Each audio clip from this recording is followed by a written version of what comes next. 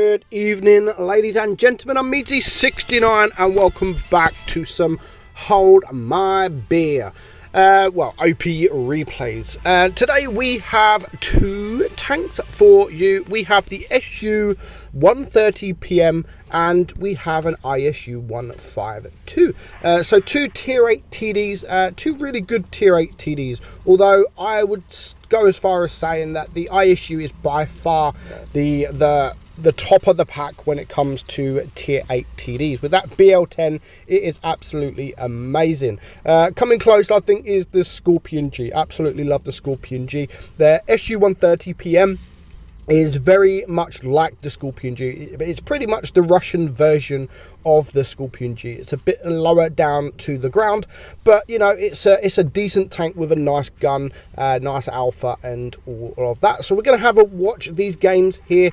You can see that he is camping in a bush, which this tank has absolutely zero armor, so you have to sit at the back. It is definitely, these TDs in tier 8, or a lot of them, are kind of the TDs, the tanks that you just sit at the back and you farm, and maybe later on in the game, if you have the hit points, depending on the enemy's hit points, then you can go forward and maybe deal some more damage or take out the tanks. So you can see that the team already, they've split up massively. That was a nice shot there into that guy, and he's just backing up, and that's two tanks now just gone. Like, everyone is all over the place, and already you can see it's going to be a difficult battle with two tanks down early on. The P43 TER is getting rushed on. He's now a one shot, and there's quite a few enemy tanks literally all around. So he's just going to sit here with the VK100. He's going to farm these shots up, and he's going to do exactly what he should be doing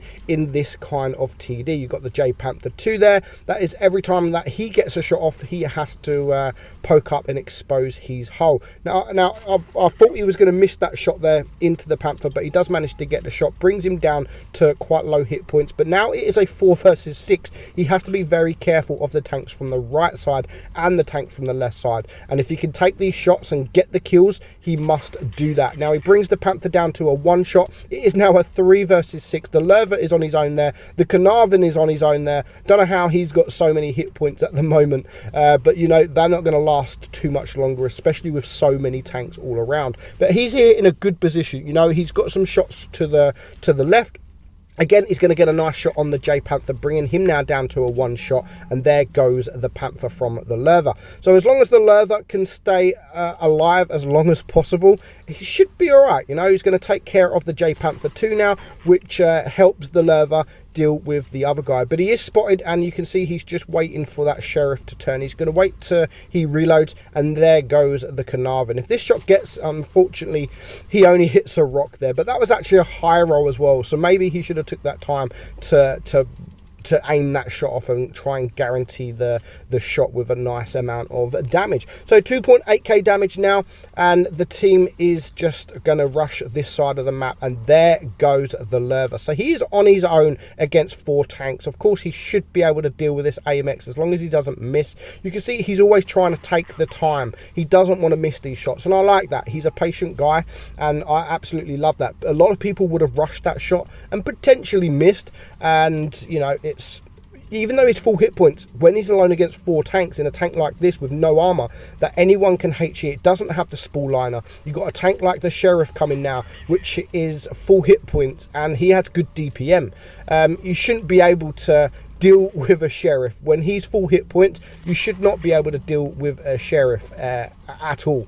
But he's going to back up. He is getting penned, but he's done a nice amount of damage to the Sheriff. He's going to get one more shot in, and now he brings him down to a one shot. And I love the fact that he's just turning around this corner trying to get out of harm's way, but he does get shot from another tank. Is the Sheriff going to be stupid enough to poke? He shouldn't be. Now we know exactly where one other tank is, because he is sitting in the cap. Whether that's the right choice, no, he's not. He is on his way, and because he's on his way, he now needs to do something, because if he gets pushed by all 3 tanks right now, then it's not going to end well for him. But he does manage to clear the Sheriff there. So it's now a 1 versus 2. We're not sure currently what hit points these guys are on. Hopefully they're not full hit points, but you can see the Tiger P there is basically full hit points. So that's going to be a difficult tank to deal with. And also there is the ISU 152 that he has to be very, very careful of as well. Not sure where he is at the moment either. So he's just backing up, and I love the fact that he's using this rock. And I always say that tanks with a long reload or no turret,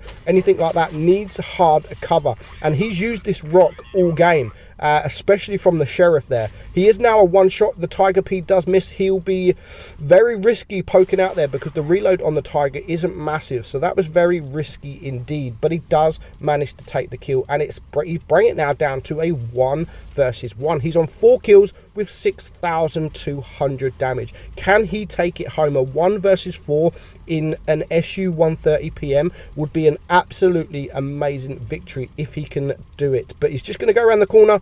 Oh, that was very, very close. Now, very, very close. At least we now know where the ISU is, and at least we now know that he is a one shot. Is he going to risk it? Now, if I was him, I would have definitely waited to reset my camo, but he's just aiming.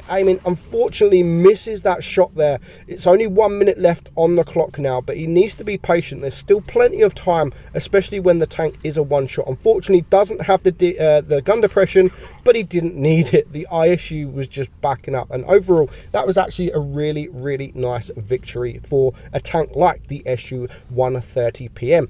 Well deserved, a 6,400 damage. Look at the credits earned on that, 134,000. And look at that carry. I mean, 3 people with 0 damage on his team. He completely carried that game. Next up, as said, we are going to watch an ISU 152.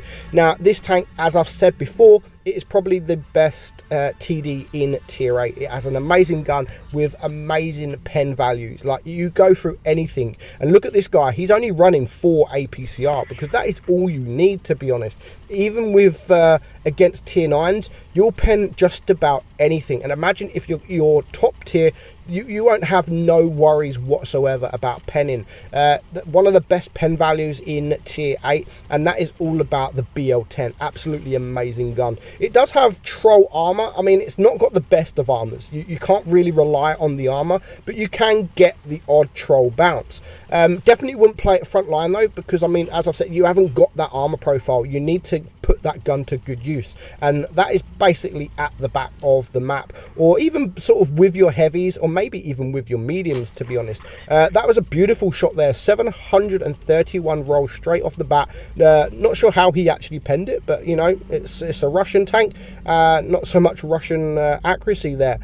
So he's just going to wait. I mean, even the Emil there, no problem. He does switch to APCR just to guarantee the pen, but no problem whatsoever in penning that guy. So that's a couple of shots done already. You can see quite a lot of the red team are around here, but most of his team are around here as well. And the T2020 is about to lose his life. He's about to die, and there is the Emil trying the HE there, but couldn't quite HE. But even with AP on the turret there, the Emil 2 hasn't got the best of turret armors, not like the Emil 1 or the Kranwagen. So it was a quite easy pen there. Takes out nice HE shot just to take out the T2020 there for his first kill, and that is now 2,000 damage. So his team are, I mean, they are drawing at the moment. The enemy are starting to cap base D before it gets resetted, and the Emil 1 is a one shot, and again he's going to use that HE just to clear the target, and I'd love to see more of that. Not a lot of people do switch to HE. I've seen it so many times where battles I've lost because someone with a big gun just doesn't want to shoot HE with with a red tank that is sort of below 200 or 300 hit points. They go for the AP still, they bounce the shot, and then they end up losing. Where when you're in a big gun like this, then you could just switch to the HE and you will do enough damage. You'll still do, even splashing, you'll still do 300 to 400 damage sometimes with this kind of gun. Maybe even more if you're in a tank like the Death Star. So there is another ISU on the enemy team, which he does clear for his third kill. And before you know it, 3.2k damage, and already he's done a remarkable job. Can he get 7 kills? Will he be able to get 7 kills? The Ag Tiger now is next on his list. Again, he's tried tries to switch to the HE, doesn't quite work, so he just goes for the AP and gets a nice shot into the side of him. The E75 is going to just sit there.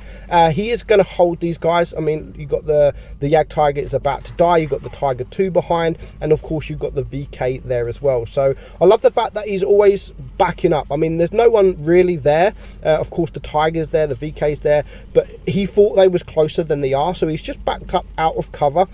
So while he's on a reload, he's not in any danger, because hit points are important. Hit points are very, very important. So definitely going for the right target here.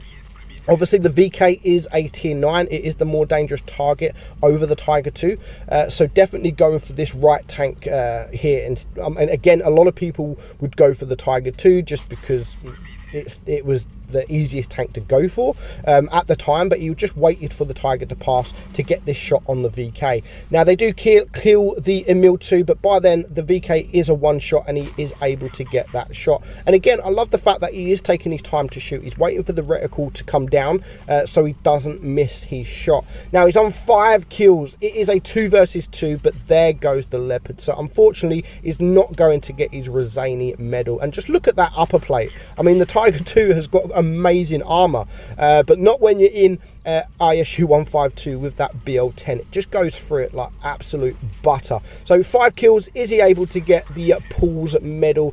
Leaves him on 414, but the Emil is coming around the corner and he is going to finish him up. But nevertheless, 5 kills, 7,196 damage. A nice amount of credits as well, but amazing damage for a tier 8 tank. And like I said, definitely the best tier 8 tank destroyer in the game. So I hope you enjoyed it, guys. What's your best tank destroyer in the game in tier 8? Do you agree that it is the ISU, or would you go for something like the Borzik or the Scorpion? Let me know your thoughts in the comments below. But I hope you enjoyed it. I'm Meadsy, and I'll catch you all soon. Bye bye.